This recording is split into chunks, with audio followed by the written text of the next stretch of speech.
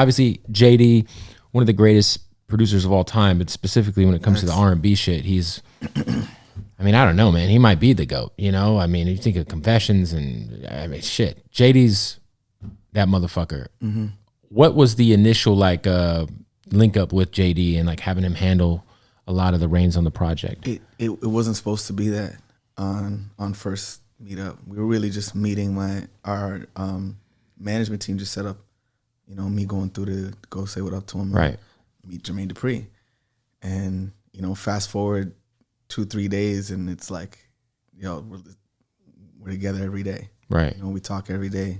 You know, the relationships turn from hero to, you know, big bro shit. Yeah. You know, like, I don't think there's a day that goes by where we're not calling or texting about whatever it is, you know, at this point. What is something that you guys learn creatively from JD? Because, you know, when you're like that prolific, I feel like, I'm sure a lot of the stuff he does just seems like effortlessly, but at the end of the day, you could probably grab from being around something like that. I think it is that, though. Everything he does seems so effortless that when we're with him, he's always telling us we're thinking too hard. He'll be the first to be like, bro, you're thinking about this way too hard.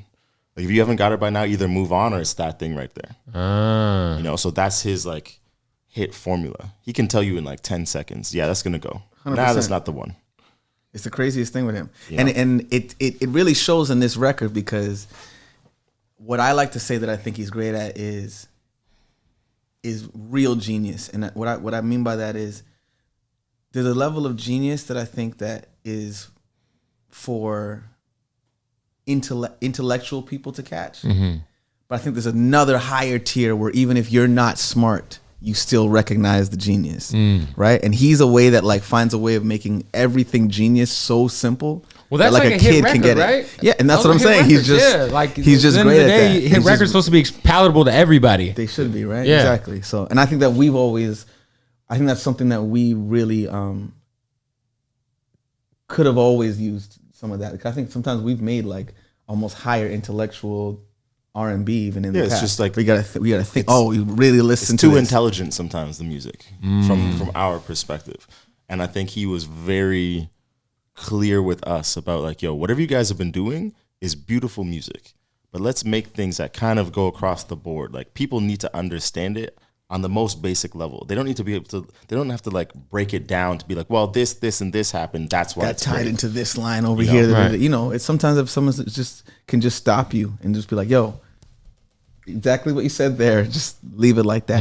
He's great at that. And Not overthinking it. Exactly.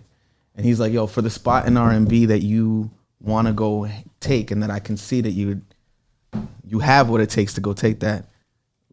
This is the way to go. It's like no different than like, you know, like, I don't know, Kendrick Lamar and like Section 80, which was fucking one of my favorite Kendrick projects, right? But then on Good Kid, Mad City, he like put some like he put some thought into like, you know, some hits, I guess. And then on Damn, he took it even Oh my further. God, he took it way further for sure. You know, so it's like To Pimp a Butterfly, he said, fuck it, I'm doing me. Damn, that's though. true. He That's got true. to it, you know what I'm saying? True. By the way, that's To Pimp a Butterfly is my favorite Kendrick album for the record. Is it? Yes.